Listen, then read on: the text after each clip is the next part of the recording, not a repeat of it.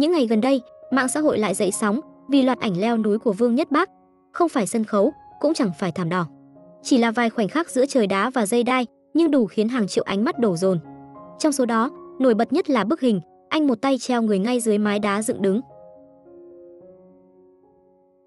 Tư thế này lập tức lọt vào mắt xanh của Bảo tàng Đôn Hoàng. Trên tài khoản chính thức, bảo tàng dí dỏm chứng nhận dáng pose của Nhất Bác là giống Phi Thiên và rủ anh thường xuyên cosplay Đôn Hoàng hơn. Một màn bắt chen văn hóa vừa bất ngờ vừa đáng yêu. Vậy thực hư đằng sau bức ảnh kịch tính ấy là gì? Câu trả lời rất đơn giản, Nhất Bác đang làm nhiếp ảnh.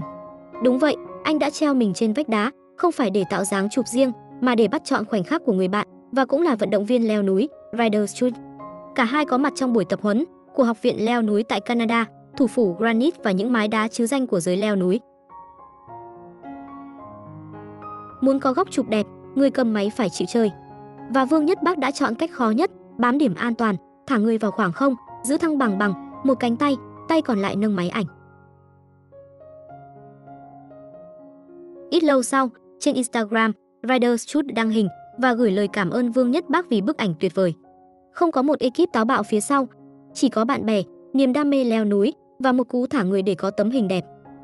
Điểm thú vị là bức ảnh hậu trường ấy lại đưa Nhất Bác đến với Phi Thiên của Đôn Hoàng. Vì sao cộng đồng dễ liên tưởng như vậy?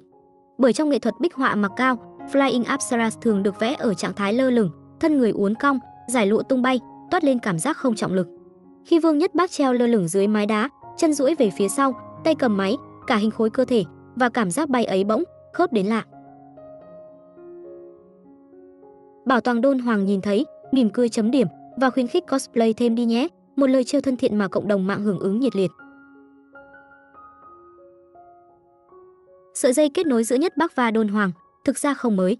Năm 2019, bảo tàng từng làm riêng một chiếc ván trượt tặng anh, phối họa tiết lấy cảm hứng từ di sản.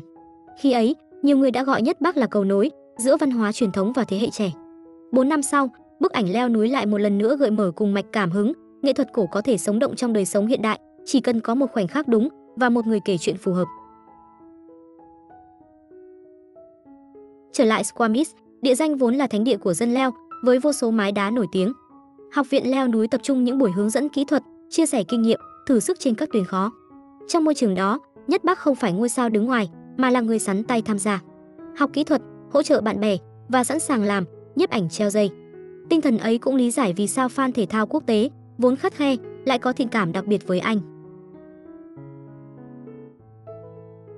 Ryder Schultz không chỉ là nhân vật trong ảnh mà còn góp mặt trong phim tài liệu mà Nhất Bác đang thực hiện.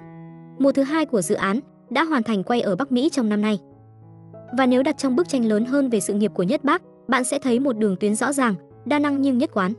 Từ ca hát, diễn xuất, vũ đạo, đua xe mô tô, trượt ván đến leo núi, điểm chung là tính kỷ luật và tinh thần thử thách. Nhất Bác thường không nói nhiều về hình tượng truyền cảm hứng, nhưng anh làm. Anh học, anh luyện, anh nhảy vào vai người cầm máy khi cần. Chính những lựa chọn giản dị đó tạo nên sức nặng thương hiệu cá nhân.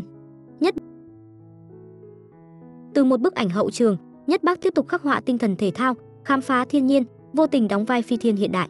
Đó là một vòng tròn đẹp, thể thao gắn với nghệ thuật, hiện đại trò chuyện với truyền thống và cảm hứng cá nhân trở thành cảm hứng cộng đồng. Nếu bạn cũng thấy câu chuyện này đáng nhớ, đừng quên để lại bình luận.